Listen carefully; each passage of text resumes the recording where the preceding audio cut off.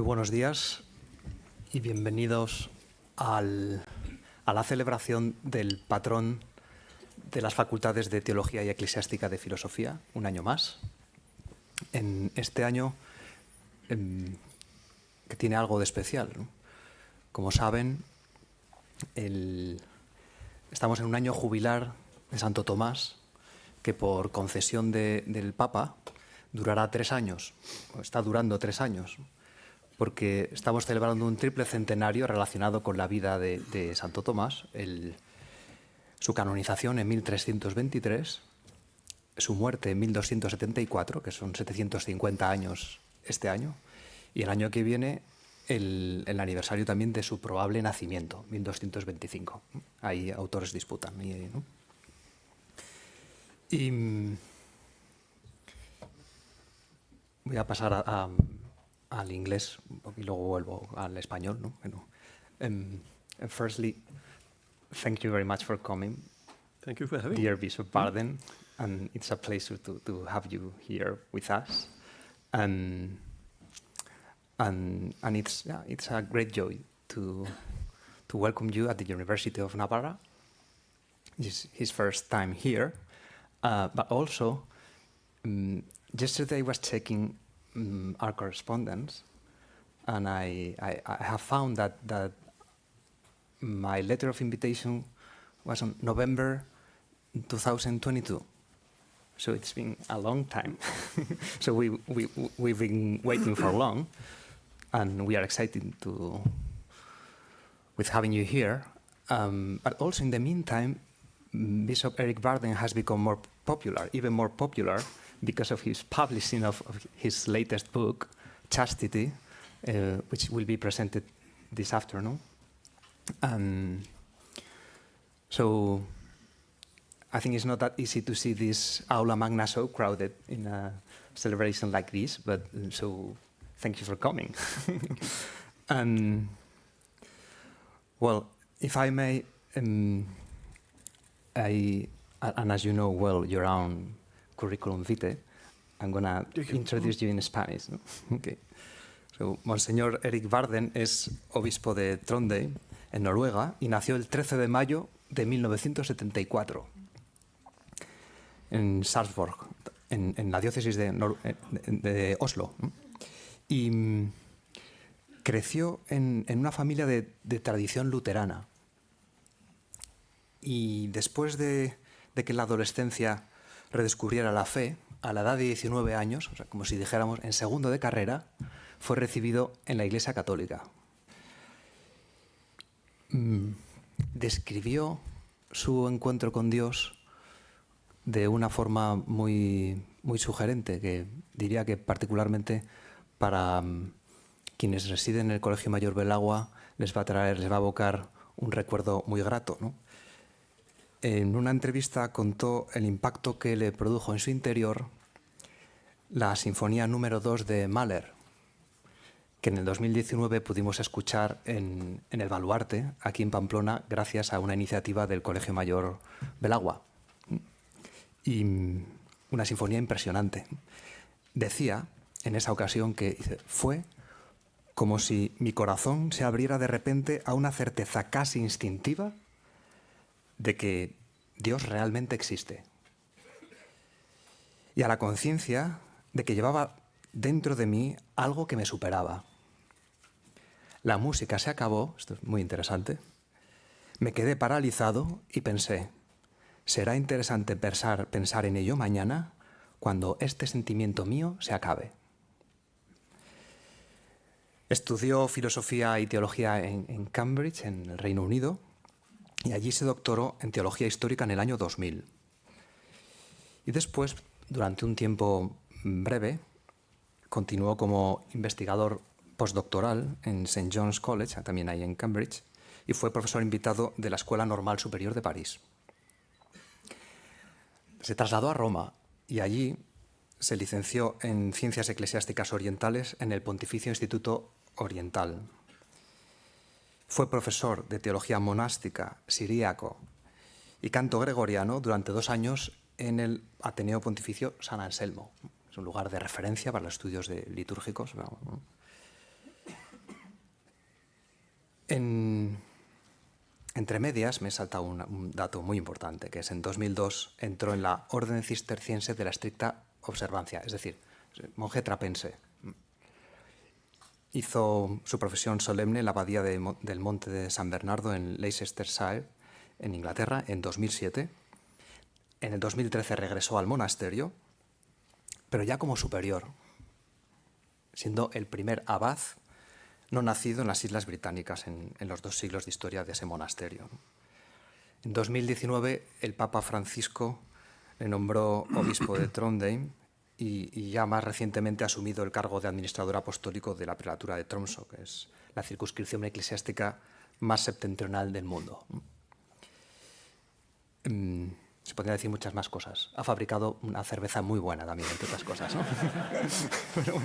Pero bueno, es autor de varios libros. Solo quiero mencionar La explosión de la soledad sobre la memoria cristiana, traducido al español en Monte Carmelo en 2021, y ya el que es de todos conocido, Castidad, la reconciliación de los sentidos, en el 2023, ¿no? Son como 2 ensayos que forman un díptico sobre la condición cristiana, la redención del corazón, y tienen en común un estilo muy, muy original, que entrelaza imágenes, parábolas de la cultura, la poesía, la música. En fin, bueno, esta tarde habrá ocasión en la presentación del libro de hablar de estas cuestiones, ¿no? Le agradezco de nuevo el haber aceptado nuestra invitación y a todos ustedes haber venido. También quiero saludar especialmente al padre Javier Bros, el padre abad del Monasterio de la Oliva. Y les dejo ya con la conferencia con la que nos unimos a esta celebración, este día siempre festivo y alegre en las facultades eclesiásticas, con la conferencia titulada A la altura de la tormenta del corazón humano, evangelización en tiempos de olvido. Inicialmente iba a ser en inglés, pero ha tenido la amabilidad de decir que va a dar la conferencia en español, con lo cual estamos muy agradecidos, ¿no? The floor is yours. Thank you very much. Thank you.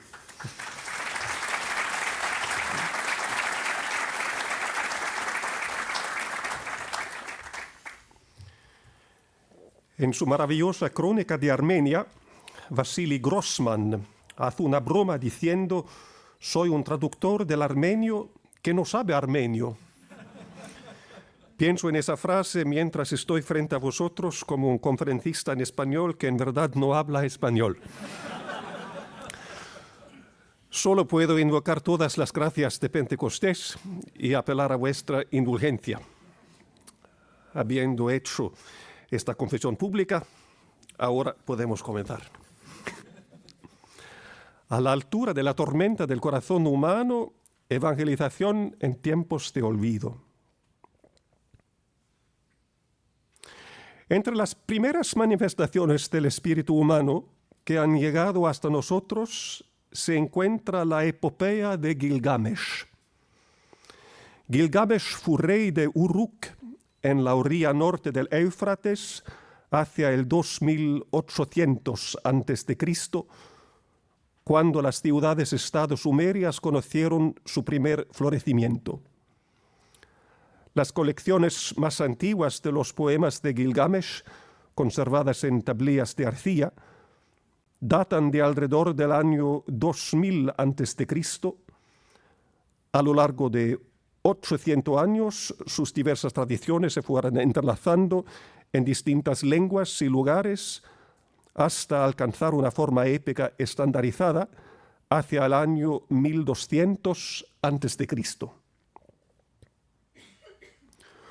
Surgido del abrazo de una diosa con un hombre, Gilgamesh era un ser mortal, aunque lo suficientemente imbuido de divinidad como para anhelar la vida eterna.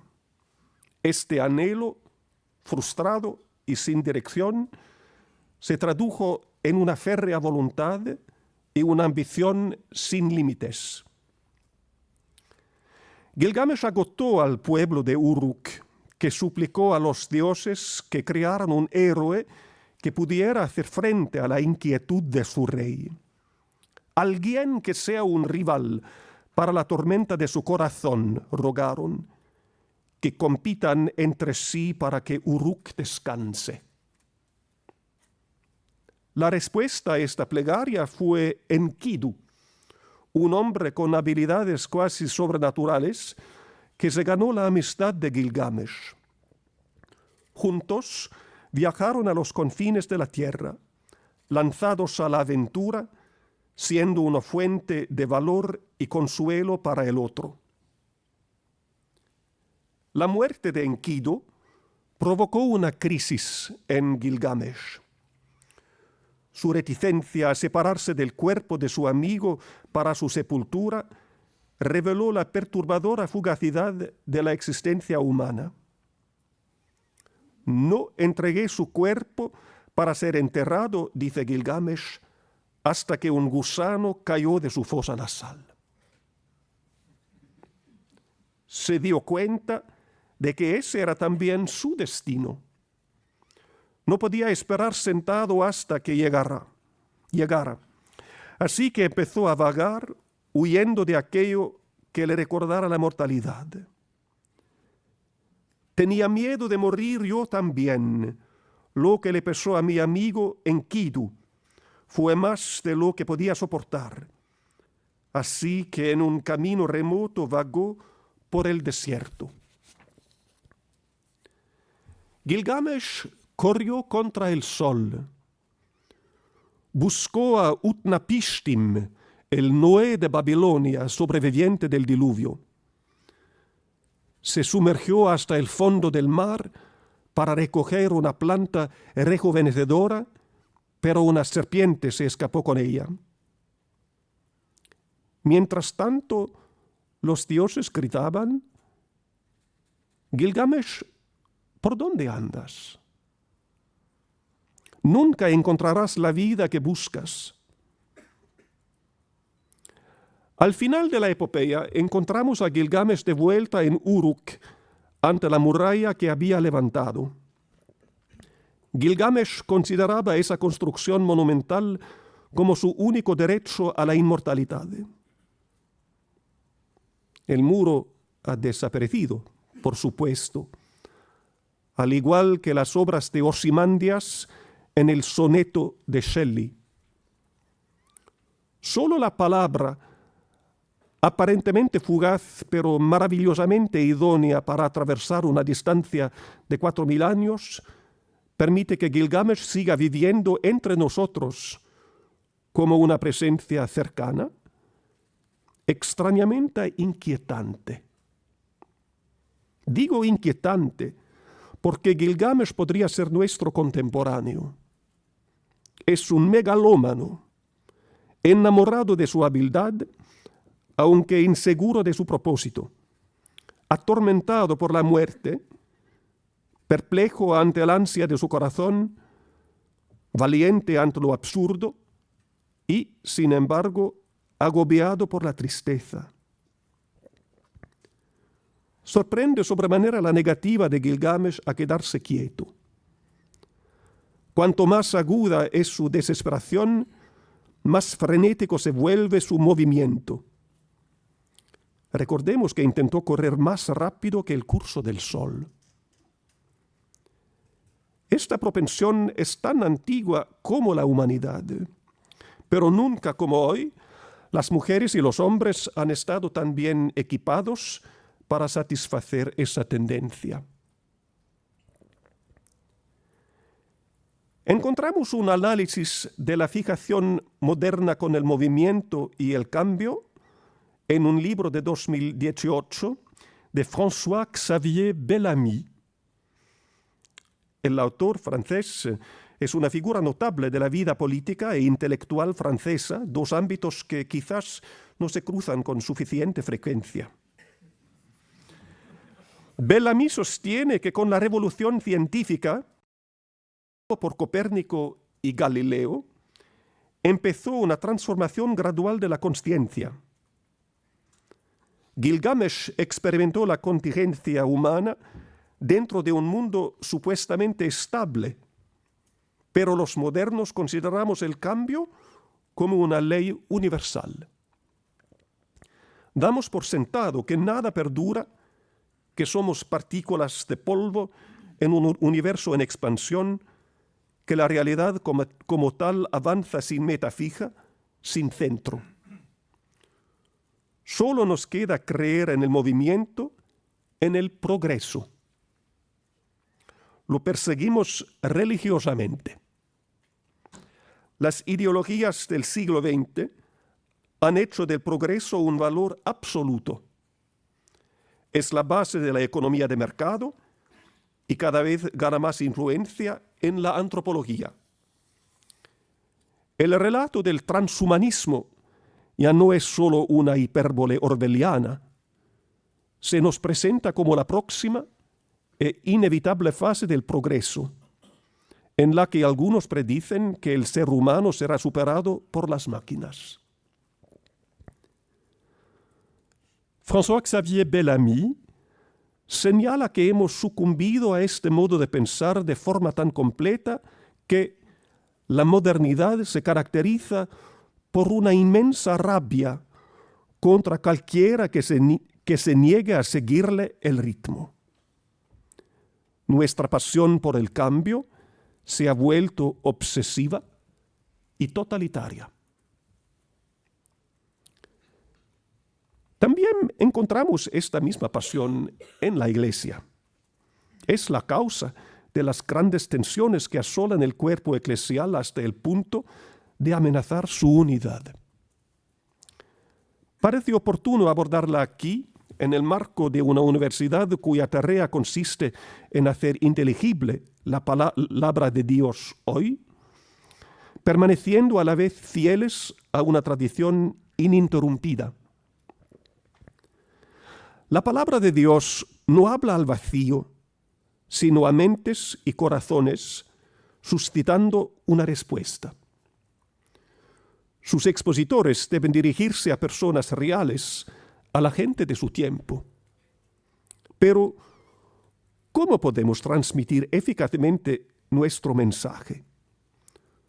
¿Con qué enfoques, imágenes y términos puede resplandecer el querigma de la Iglesia en nuestra época, que se mueve tan deprisa, transmitido no como palabra humana, sino como lo que realmente es, palabra divina, como un evangelion decisivo? ¿Cuál es la palabra liberadora que nuestro mundo anhela oír? En el contexto de la angustia de nuestros contemporáneos, ¿qué es lo esencial? ¿Qué es lo transitorio? Responder a estas preguntas es delinear una tarea eclesial y evangélica. No pretendo hacerlo en el curso de una conferencia. Lo que intentaré es más sencillo. En primer lugar, propondré 4 perspectivas sobre la evangelización, reflexionando sobre el potencial semántico de la palabra católico, una palabra que califica nuestra labor teológica y anuncia nuestra misión. A continuación, examinaré una curiosa característica del clima actual en la Iglesia católica, al menos en el mundo occidental. La tendencia por la que los mayores llaman retrógrados a los jóvenes, y surgen conflictos sobre la custodia apropiada de la tradición. Las disputas intergeneracionales sobre lo que hay que dejar en el desván y lo que hay que bajar de él no son originales. Ocurren en todos los tiempos. Aquí y ahora, sin embargo, han adquirido una carga peculiar. Están condicionadas por una experiencia verificable de ruptura. Considerando serenamente esta ruptura, podemos esperar, y esta es mi tercera sección, aportar a ella también un evangelión en vista a una sanación. Este asunto me preocupa, tal vez también a ustedes.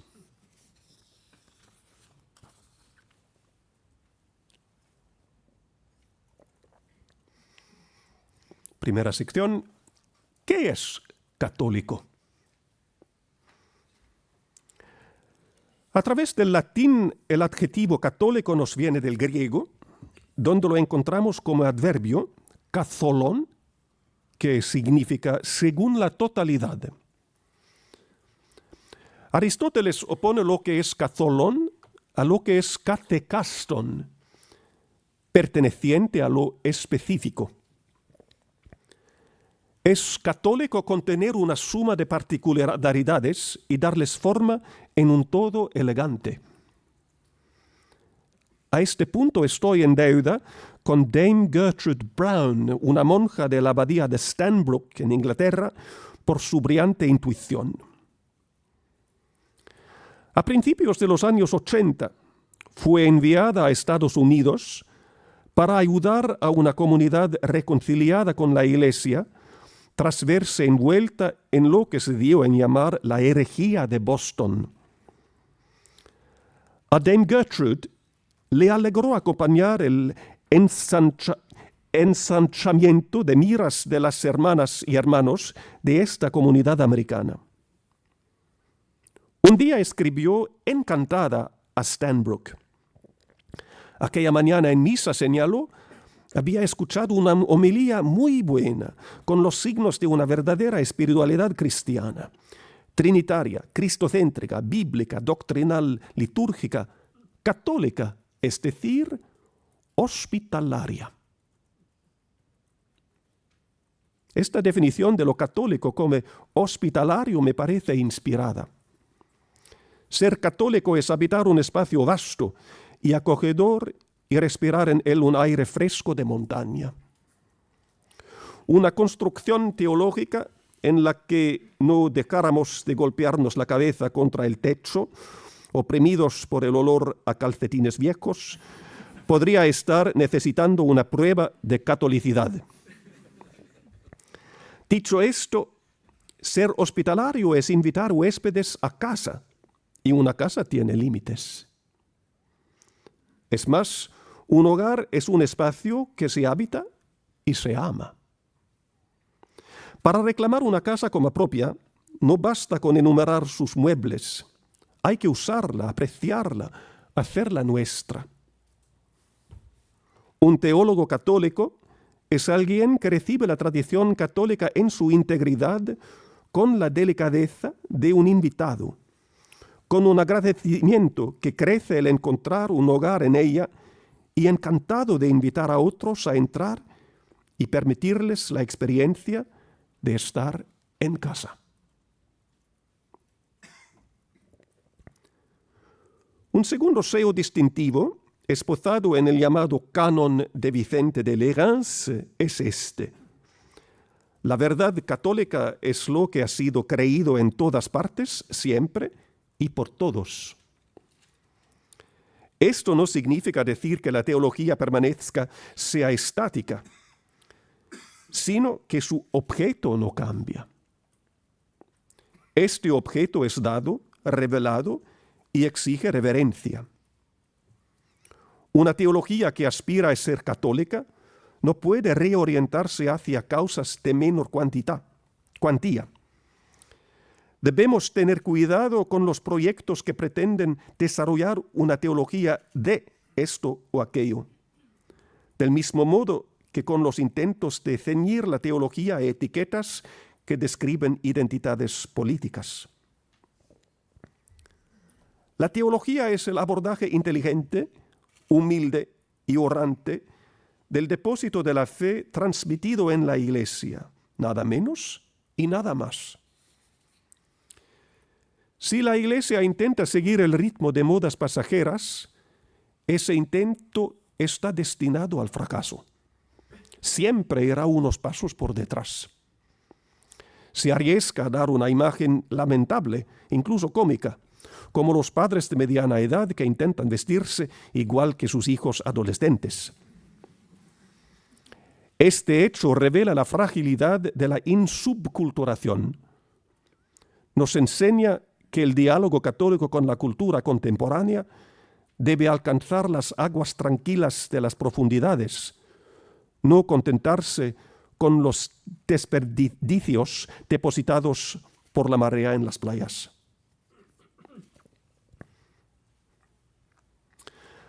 Para considerar un tercer aspecto de la palabra católico, volvamos a la definición de Aristóteles.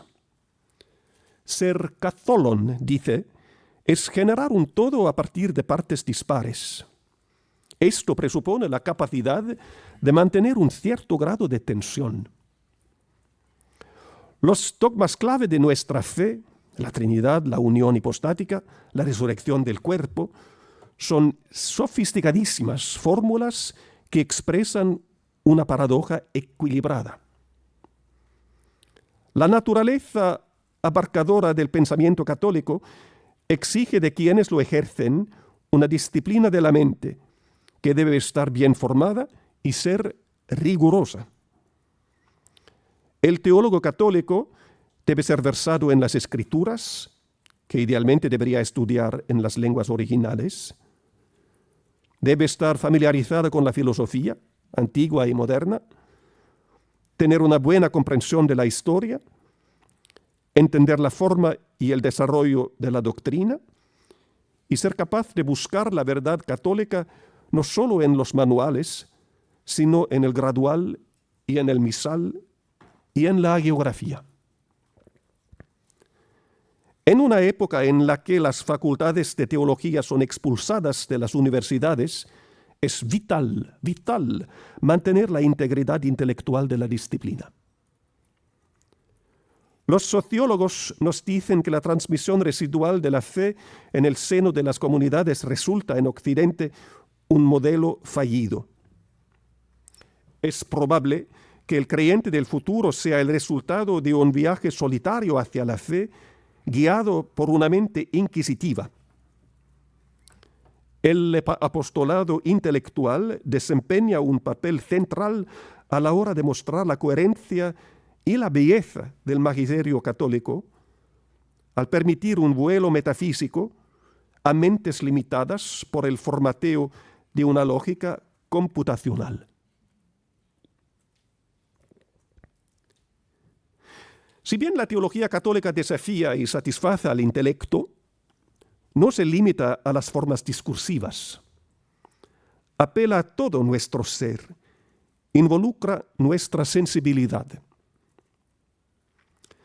Para ilustrar esta cuarta característica de la catolicidad, recurriré a un testimonio que proviene de fuera del redil, por así decirlo.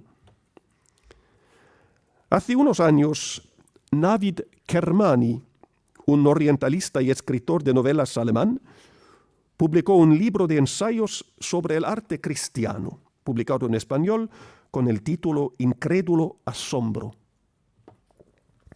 Es un libro notable por su profundidad, más aún por el hecho de que su autor, de ascendencia iraní, es musulmán chiita. Con empatía y perspicacia, Kermani reflexiona sobre cómo el alma católica ha buscado expresarse pictóricamente a lo largo de los siglos. Hace observaciones originales y sagaces porque mantiene una distancia con su objeto de atención que le permite una mirada global atenta a la particularidad de los motivos artísticos que los cristianos, cegados por la familiaridad con ellos, ya no advertimos. En uno de los ensayos, Kermani hace una afirmación especialmente significativa. Aunque su prolongado compromiso con la creatividad cristiana no lo convirtió, escribe, en cambio sí lo llevó a reconocer, o mejor aún, a sentir por qué el cristianismo es una posibilidad.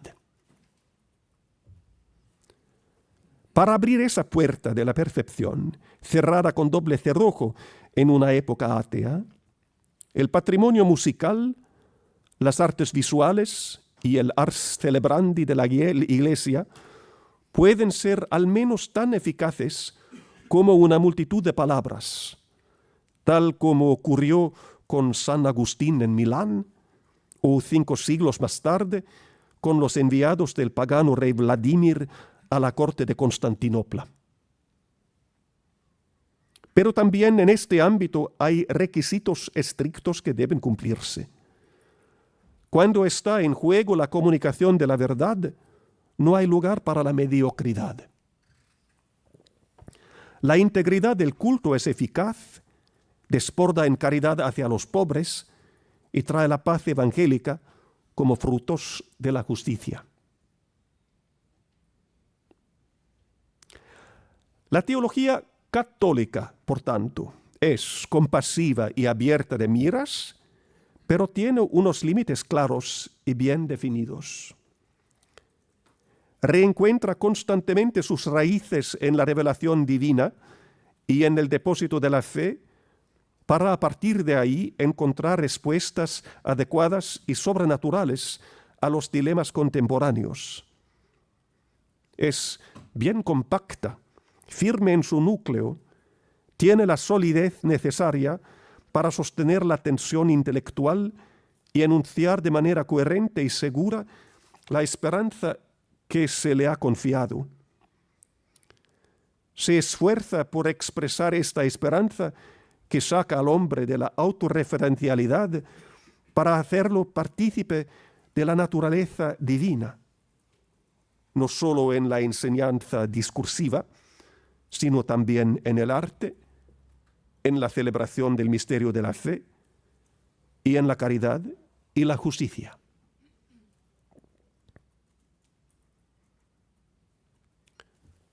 Segunda sección, el adornamiento de otro día. Nada de esto es polémico en principio. La controversia llega navegando desde otra coordenada. Actualmente se habla mucho de lo que es católico y lo que no lo es, no sobre la base de principios, sino sobre la base de la sensibilidad. En este punto, las discrepancias arrecian. Permítanme que exponga mi punto de vista de forma anecdótica. A principios de 2018, siendo abad de mi monasterio en Inglaterra, pedí que se leyera una vida de Pablo VI en el refectorio para acompañar la cena de los hermanos. Pablo VI iba a ser canonizado ese otoño. Me pareció oportuno repasar su vida y su trayectoria. Teníamos en nuestra biblioteca la biografía estándar en inglés, Pablo VI, el primer papa moderno, de Peter Hebblethwaite, así que ese fue el texto que elegimos. Tras la lectura de la primera parte, vino a verme uno de nuestros jóvenes monjes, un hombre sensato de apenas 20 años. Observó que el autor, al presentar su tema, había utilizado el calificativo moderno 3 veces en la primera media página. Lo comprobé y tenía razón. Hebblethwaite llama a Pablo VI Papa moderno, hombre moderno, y añade que fue moderno sobre todo al aplicar el Vaticano II. Este lenguaje dice más acerca del autor que de su tema. Hebblethwaite nació en 1930, entró en la Compañía de Jesús en 1948 y permaneció ahí un cuarto de siglo hasta que salió para casarse. Siguió siendo un prolífico comentarista de asuntos eclesiásticos hasta su vejez. Hebblethwaite se consideraba a sí mismo un hombre moderno. En su introducción a la vida de Papa Montini, él destila la confianza de un católico moderno. Esta confianza está ligada a la recepción del concilio. Hebblethwaite está seguro de saber lo que es correcto a este respecto, está seguro de entender lo que realmente significa el concilio.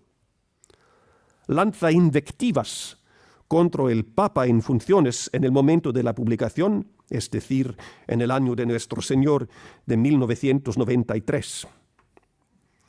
El hombre que ahora veneramos como San Juan Pablo II era para Hebblethwaite alguien que repudiaba las políticas de Pablo VI.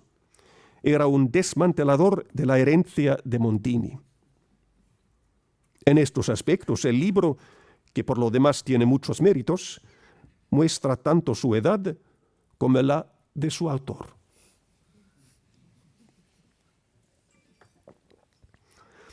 Según mi experiencia, los autopercibidos católicos modernos de hoy suelen ser octogenarios o nonagenarios. Para ellos, ser moderno representa una insignia de honor, una garantía de que caminan indefectiblemente hacia un futuro espléndido. Para sus bisnietos, en cambio, la palabra moderno huele a naftalina, a perfume rancio pasado de fecha.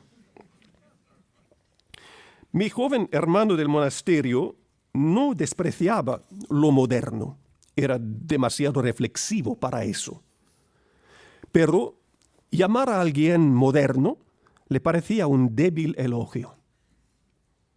Aquella idea no le inspiraba ni confianza ni entusiasmo. No podemos atribuir este cambio de sensibilidad solo a un movimiento mecánico y pendular, porque cada nueva generación se rebelaría contra lo que hubo antes. Tiene sus raíces en un cambio decisivo y verificable. Pienso en mis padres de la generación de Hebblethwaite, más o menos. Que el mundo mejoraba cada día era para ellos un axioma. El evangelio del progreso, típico de los años de la posguerra, había formado su visión de la realidad. Se había convertido, por utilizar una palabra de moda, en su paradigma. Uno puede entender por qué. Haber vivido el horror de una guerra que amenazaba con aniquilarnos a todos y luego haber visto cómo el mundo se reconstituía, ayudado por un progreso inimaginable de la ciencia y la tecnología, con tantas cosas cada vez más fáciles, daba una sensación embriagadora del potencial salvador de la modernidad. Si podemos enviar gente a la luna, leer los periódicos por internet y tener lavavajillas que dejan los vasos relucientes, entonces todo es posible.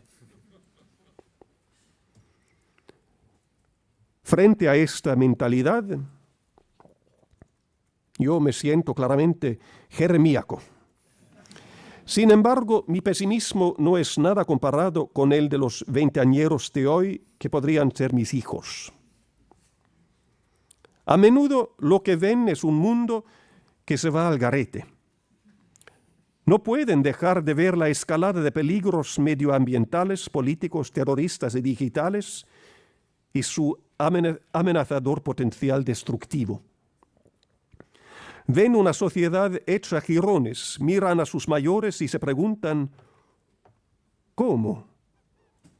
¿Cómo pudisteis dejar que esto ocurriera? La pregunta es válida, aunque a menudo sus destinatarios no la escuchan ni la atienden. Los términos cambian con el paso de las generaciones. La modernidad que Peter Hebblethwaite consideraba hace 30 años sinónimo de realidad, ha dejado de existir. Los historiadores de la cultura la han dado por muerta y la han sustituido por la posmodernidad. Hay quienes afirman que ahora vivimos en tiempos posmodernos. En lo que respecta a la Iglesia que amamos, a la que queremos servir, este hecho es esencial.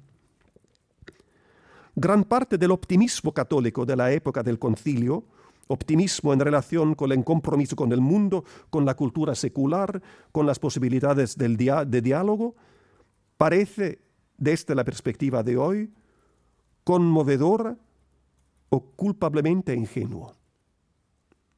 Es revelador que la constitución conciliar, que nos puede parecer más anticuada, sea Gaudium et Spes, calificada como Constitutio Pastoralis de Ecclesia in Mundo Huius Temporis, un título que la versión oficial inglesa tradujo como Constitución Pastoral sobre la Iglesia en el mundo moderno, como si el presente estuviera destinado a seguir siendo moderno para siempre. Cuando un joven católico occidental examina hoy la vida católica del último medio siglo, es poco probable que se sienta eufórico. Esa es mi experiencia.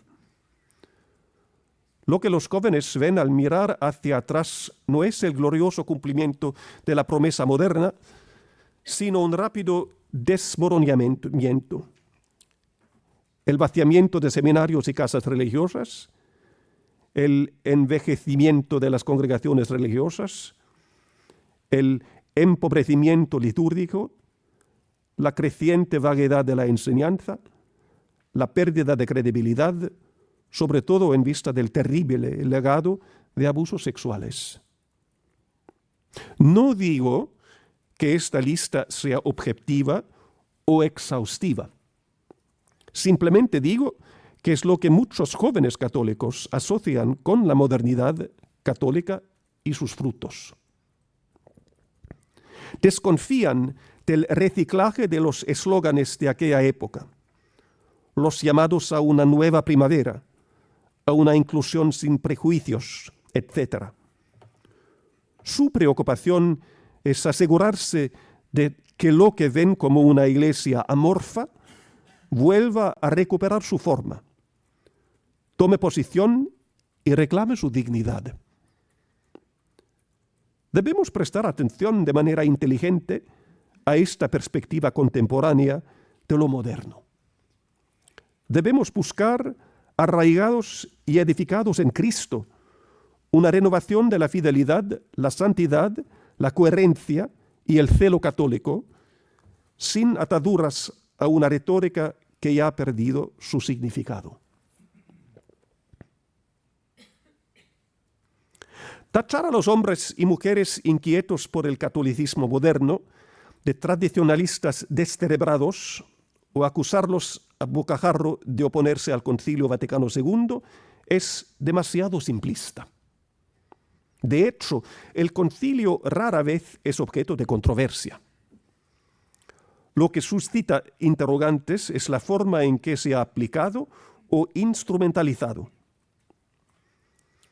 El malestar surge de un sentimiento de pérdida que se traduce en dolor.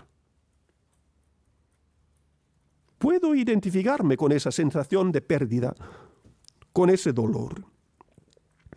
Durante mis años como superior monástico, deseando trabajar lo mejor que humanamente pude para hacer posible un futuro en un contexto marcado por lo contrario del florecimiento, a menudo me sentía con las manos atadas. Un abad, dice San Benito, es alguien que saca del almacén cosas nuevas y viejas. Esto es difícil de hacer cuando hay tanto de lo viejo que ha sido tachado de redundante y desechado. En términos de liturgia, costumbres y observancia, la mayoría de las comunidades católicas todavía navegan en la estela de un tornado. Son herederas ungidas de un proyecto de adornamiento, pero hace tiempo que se puso el sol del giorno que definió aquel proyecto. Muchos de sus rasgos modernos están fosilizados, con formas amables, pero sin vida. La confianza en el proyecto ha desaparecido en gran medida. A la casa eclesial común, despojada con enérgica decisión y rediseñada hace medio siglo, conforme a la moda del momento, con artilugios entonces de última generación, se la percibe vacía, poco práctica e inhospitalaria para muchos. Nos damos cuenta de los defectos de diseño que solo el tiempo puede revelar. Miramos las combinaciones de colores y surgen las preguntas, ¿cómo es posible que alguien haya elegido esto? ¿Qué ha sido de todos los muebles antiguos, de todos los libros antiguos? Siendo abad, conforme a las palabras de San Benito ya citadas, a menudo me sentí como el conservador de una colección de finos iconos a quien no se le permitía mostrarlos y que en su lugar debía exhibir una cantidad de obras pintadas con los dedos y sin pincel por niños de la escuela local. Alguien de quien se esperaba que dijera, y aún mejor pensara, que las obras pintadas con las manos eran superiores. Y todo esto mucho después de que la mayoría de los pequeños que las hicieron hubiera dejado la escuela y se hubiera ido a casa.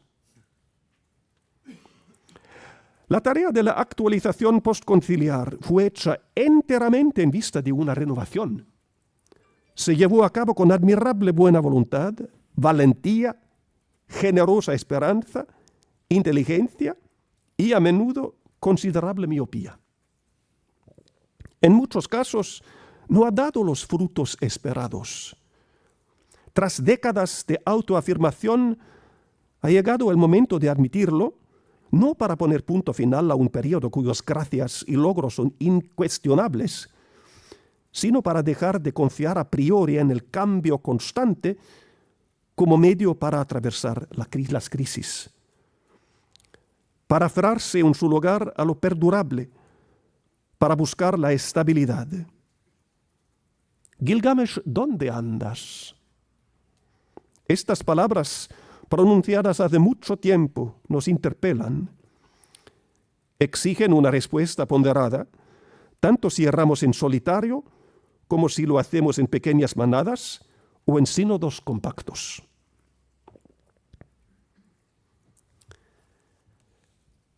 Tercera sección, cambio de época. Nuestro Santo Padre afirma con regularidad, más recientemente en un texto en el que pide un cambio de paradigma, una valiente revolución cultural en la reflexión teológica, que estamos viviendo no solo una época de cambio, sino un cambio de época. En cierto modo, esto es evidente. La nuestra es una sociedad en transformación. Se enfrenta a cambios constantes. Si miramos atrás y vemos el periodo al que hacemos referencia, podríamos señalar la Revolución Cultural de 1968, la caída del muro de Berlín en 1989, el auge de Internet en la década de 1990 y el reconocimiento generalizado del cambio climático global en la década de 2000 como hitos de cambio de época. Cada uno de ellos ha provocado un ajuste de paradigmas y un giro cultural. Podríamos ampliar fácilmente la lista.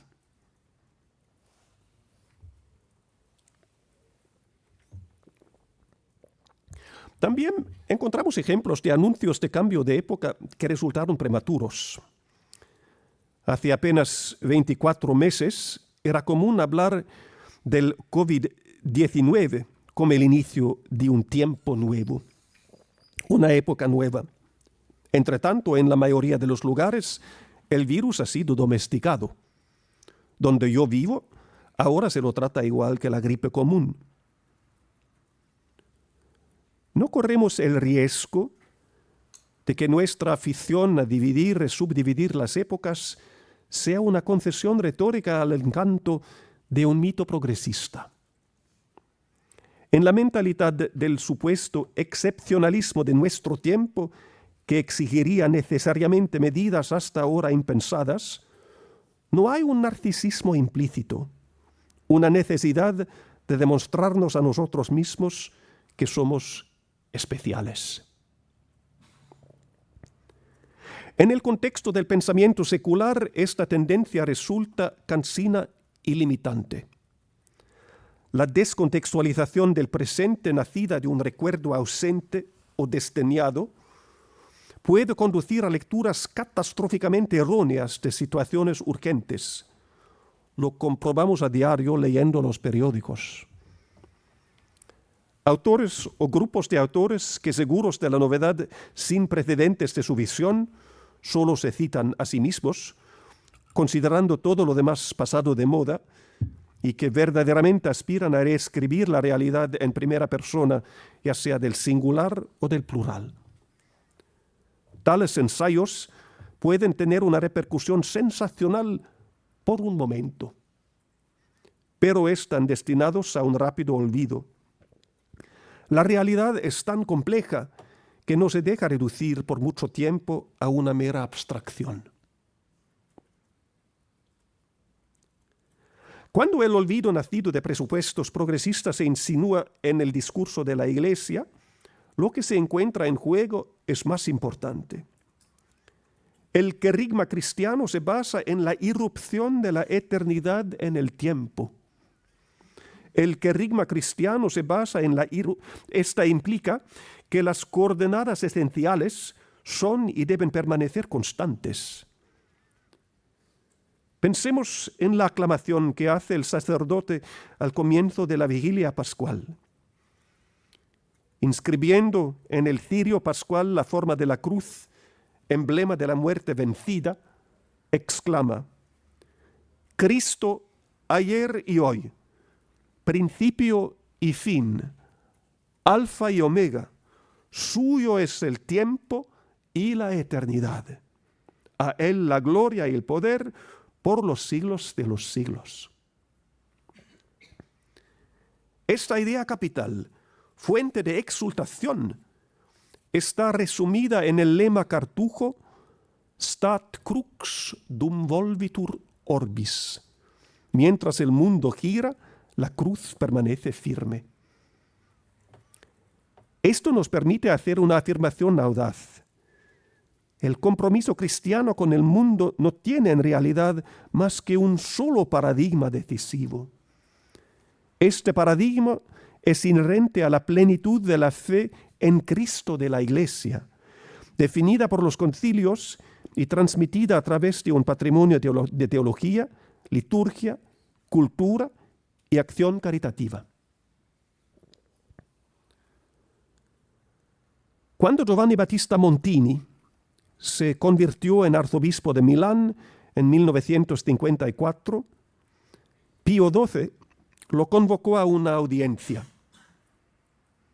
Al final, cuando Montini se levantó para marcharse, el anciano y enfermo papa le dio un único consejo: Depositum custodi, citando la segunda carta de San Pablo a Timoteo. Es una frase con sustancia: Depositum custodi. La noción de depositum fidei es antigua. Se refiere a la plenitud de la fe como está contenida en la Escritura y la tradición. Representa aquello sin lo cual el cristianismo deja de ser tal. No es, sin embargo, una noción estática. El depósito encuentra siempre nuevas formas de expresarse. Habla muchos idiomas, adopta diferentes formas culturales. Encontrar su correcta articulación en el presente es el reto de cada generación. Lo que importa es esto, no reducirlo a menos de lo que es. Montini sucedió al cardenal Schuster en Milán en una situación muy turbulenta.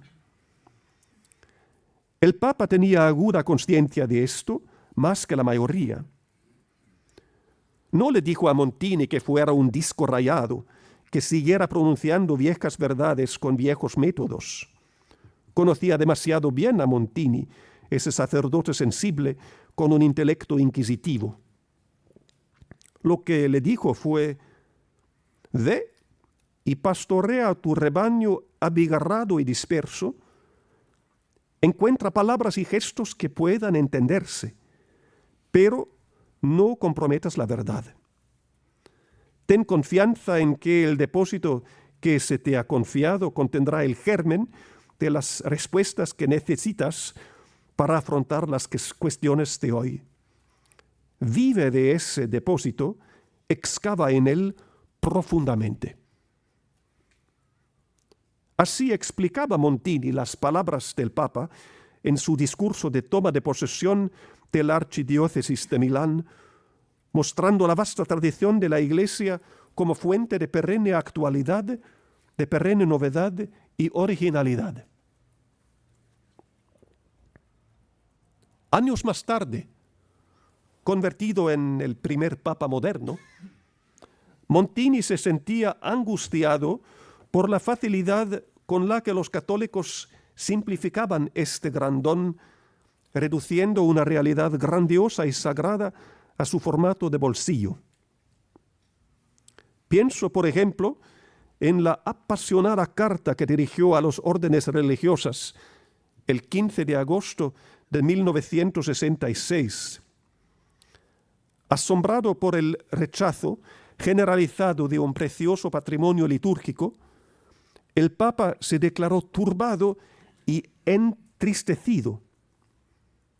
Se preguntó cuál era el origen de esta nueva manera de pensar y de esta repentina aversión por el pasado, implorando a todos que no dejen secar el manantial del que hasta el presente ellos mismos han bebido profundamente.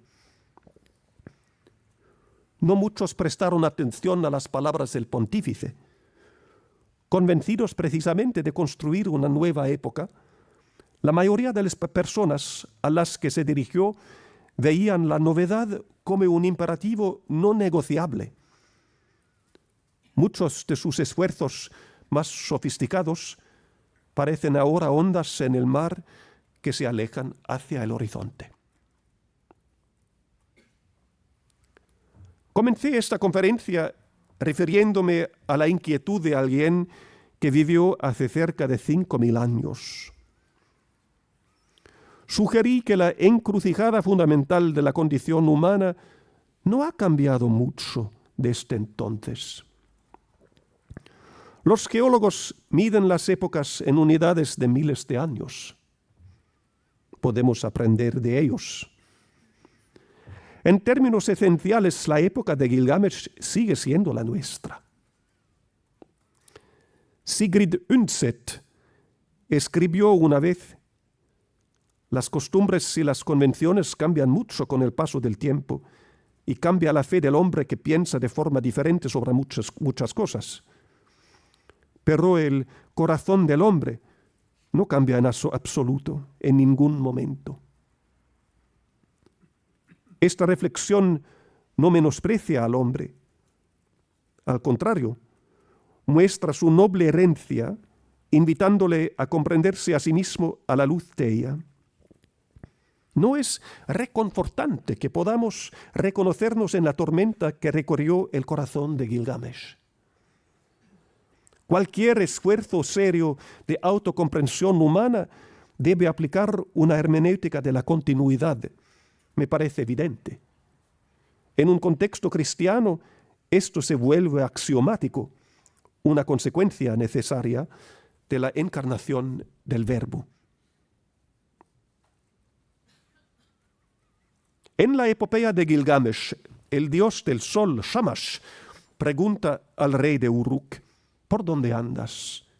¿Hacia dónde te diriges? La tarea de la Iglesia es plantear esta pregunta a las mujeres y los hombres de nuestro tiempo, proponiéndoles una dirección. La epopeya de Gilgamesh tomó forma en la época que da testimonio primordial de un dios a la vez revelado y oculto por un hombre inefable, el Tetragrammaton. Uruk no estaba lejos de Ur de los Caldeos, donde Abraham escuchó la llamada: deja tu tierra, el lugar donde naciste, y la casa de tu padre, y vete a la tierra que yo te mostraré. Esta llamada sigue siendo para nosotros ejemplar, una invitación a partir como peregrinos. Abraham, sin embargo, no fue llamado a salir de Ur solo por la travesía misma, sino para viajar a una tierra que sería para él y para sus hijos un hogar. La recorrió de arriba abajo, reclamándola para el Señor, Allí cavó pozos para beneficio de Isaac, su hijo, y de su descendencia. Veamos brevemente esos pozos. Podemos partir del capítulo 26 del libro del Génesis. En él se cuenta cómo Isaac, huyendo de una hambruna, viajó hacia el suroeste, a Guerar, al sur de Gaza, para vivir con Abimelech, rey de los filisteos. Contrariamente a lo que cabía esperar, prosperó en el exilio, obteniendo rebaños y manadas, y los filisteos lo envidiaban. ¿Y qué hicieron? Llevaron a cabo el sabotaje al que eran más vulnerables los pastores nómadas. Se detuvieron y llenaron de tierra todos los pozos que los siervos del padre de Isaac habían cavado en los días de su padre Abraham. Isaac no sufrió un revés fatal. ¿Por qué no? Porque recordó dónde estaban los pozos. Volvió a cavar los pozos de agua que habían sido cavados en los días de Abraham su padre, y les dio los nombres que su padre les había dado. Luego cavó una serie de pozos nuevos. Hecho esto una noche en Berseba, se le apareció el Señor y le dijo: Yo soy el Dios de Abraham tu padre, no temas, porque estoy contigo y te bendeciré y multiplicaré tu descendencia. Isaac construyó ahí un altar en conmemoración, levantó su tienda y además cavó otro pozo. Me encanta la interpretación de esta historia que hace Orígenes. Su ojo de águila vio el desarrollo de los acontecimientos como una parábola de la vida de fe. En Isaac encontró un prototipo de Cristo. Este Isaac, pues nuestro Salvador, al entrar en nuestro valle de Guerar, quiso en primer lugar cavar los pozos que alguna vez habían cavado los siervos de su padre, renovando los pozos de la ley y de los profetas que los filisteos habían rellenado de tierra. Para Orígenes, la tierra que tapaba los pozos era una visión demasiado terrenal que bloqueaba el brote de agua viva, apagando el espíritu. Para avanzar hacia el cumplimiento de la promesa de Dios, es necesario mirar primero hacia atrás, volverse ad fontes, como enseñó el Vaticano II, y aprovechar las bendiciones del pasado. El relato del Génesis habla luego de nuevos pozos. Isaac los cavó mientras continuaba su camino, siguiendo la guía de Dios para hacer frente a las nuevas circunstancias que iban surgiendo. Jesús, a quien Isaac prefigura, también cavó pozos.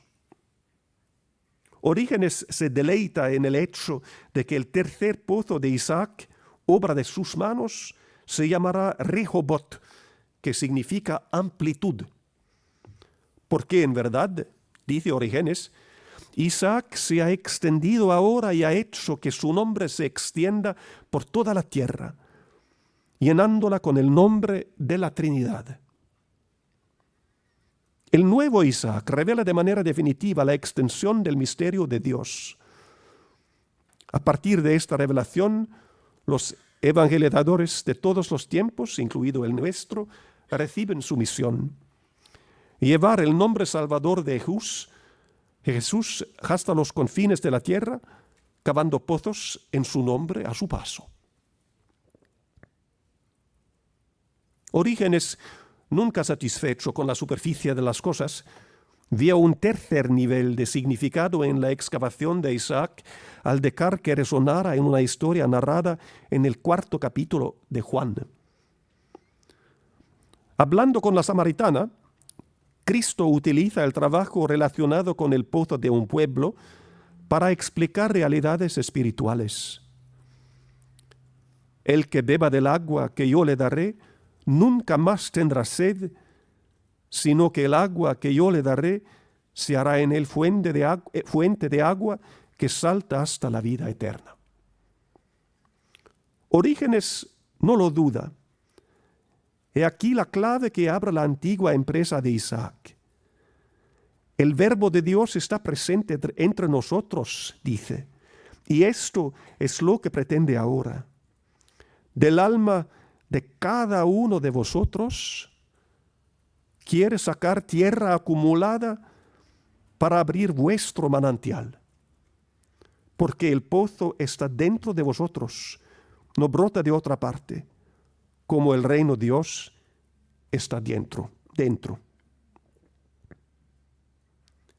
En cada uno de nosotros trabaja el nuevo Isaac, limpiando nuestras pretensiones y apegos traídos, deseoso de hacer que nuestras almas sean amplias.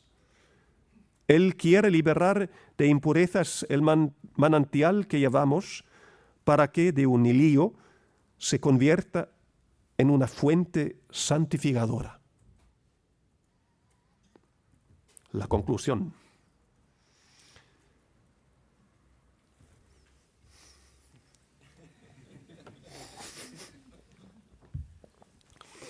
A veces me pregunto, ¿qué destacarán los historiadores dentro de 500 años cuando analicen la historia de la Iglesia de finales del siglo XX y principios del XXI? ¿Lo verán como la bisagra sobre la que giraron las épocas? ¿Una era definida por asambleas decisivas? ¿Una época de renovación y grandes innovaciones? Tal vez sí, pero tal vez no. Lo que Hic et Nunc nos parece una empresa gigantesca, porque nos identificamos con ella, no es necesariamente lo que dejará una huella duradera en el proceso histórico. Las influencias decisivas suelen ser más sutiles. Tal vez los historiadores del futuro, al mirarnos, destaquen no los grandes movimientos y conmociones, sino más bien ciertas reconquistas de la tradición que supone el desbloqueo de pozos. No es inverosímil, por ejemplo, que la página y media dedicada a nuestro tiempo en una historia de la Iglesia del siglo XXVI comience con la observación: este fue el período en que se redescubrió a Orígenes. Señalando menos los acontecimientos que las intuiciones que preparan y sustentan un movimiento espiritual e intelectual cuyo impacto duradero aún no somos capaces de calibrar. El ejemplo de Gilgamesh nos enseña que los monumentos y las conquistas, por mucho ruido que hagan, son perecederos. Lo que permanece es de otro orden. Lo que perdura pertenece a la tormenta del corazón humano que desafía a la época y a la persistencia de las palabras verdaderamente significativas. Recoger esas palabras, dejar que resuenen en el corazón y escudriñarlas con la mente es prerrogativa y deber del hombre. Para cumplir con esa exigencia, necesitamos un criterio de evaluación. La Escritura es la crónica de la creciente conciencia de una palabra única, entregada por Dios, que da sentido y ordena todas las demás palabras. En la plenitud de los tiempos, esta palabra se hizo carne, reveló un rostro y un nombre ante los que se doblará toda rodilla en el cielo, en la tierra y bajo la tierra. La palabra última y duradera, podemos intuir, trasciende la inmensa multitud de palabras pronunciadas en el tiempo, atrayéndolas hacia un todo inteligible, cuya finalidad real no es el discurso, sino la alabanza, ofrecida en una comunión de todo el cosmos.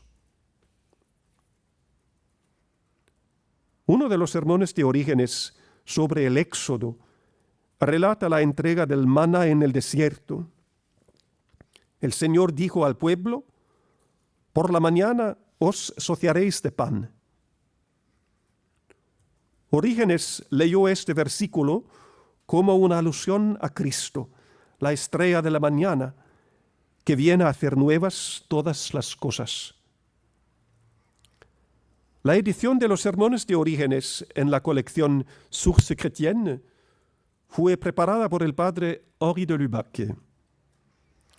El erudito jesuita se permitió en este punto una nota a pie de página a modo de admonición, rompiendo con las austeras convenciones del aparato crítico. Escribió sobre el maná de la mañana: para Orígenes, Cristo restaura la juventud perpetua a un mundo que envejece. Así se transmite el sentimiento de alegría que animaba a las primeras comunidades cristianas conscientes de ser herederas de una tradición antiquísima y al mismo tiempo de encarnar un mundo nuevo. Todavía depende del cristiano de hoy que el cristianismo aparezca ante todos como la juventud y la esperanza del mundo. Estaremos a la altura de este desafío si permanecemos enraizados en Cristo, lumen gentium. Si vivimos y trabajamos por Él, con Él y en Él, dejando que Él sea el paradigma que defina todas nuestras aspiraciones. Al hacerlo, quizá descubramos que nuestras crisis actuales tienen mucho en común con las crisis del pasado. En una encíclica del 1 de noviembre de 1914, cuando el mundo se hundía en una espiral de autodestrucción, el Papa Benedicto XV declaraba su convicción de que la única manera de afrontar con integridad cristiana el fin de la civilización era centrarse decididamente en la acción salvífica de Cristo, dejando que los procesos del mundo se explicaran por ella y no al revés. La luz que guía estos tiempos cataclísmicos, dijo el pontífice, es el adagio non nova sed noviter. Puede que no sea oportuno ni necesario inventar cosas nuevas constantemente.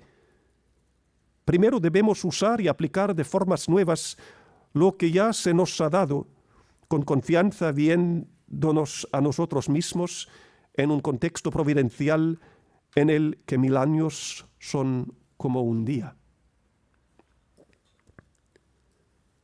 El mundo que nos rodea se ve arrastrado por un ritmo cada vez más parecido al de una danza macabra. Sus múltiples voces se gritan unas a otras en una cacofonía a menudo aterradora. No hay partitura establecida ni nadie que dirija. Hay que marcar otro paso, aunque provoque la ira de la multitud que se arremolina. Tenemos que buscar el tono perfecto y penetrante que afine sinfónicamente nuestros instrumentos. El místico del siglo XIV, Jan van Ruysbroek, imaginó a Cristo como el director de una sinfonía universal, capaz de incorporar en sí misma el gemido de la creación, que espera con dolores de parto la plena redención de los hijos de Dios. En esa sinfonía, las voces de nuestro tiempo resuenan en armonía con las de Abraham y Gilgamesh. Mantener viva esa música significativa y llena de esperanza es la obligación, la misión y el sublime privilegio de la Iglesia. Gracias.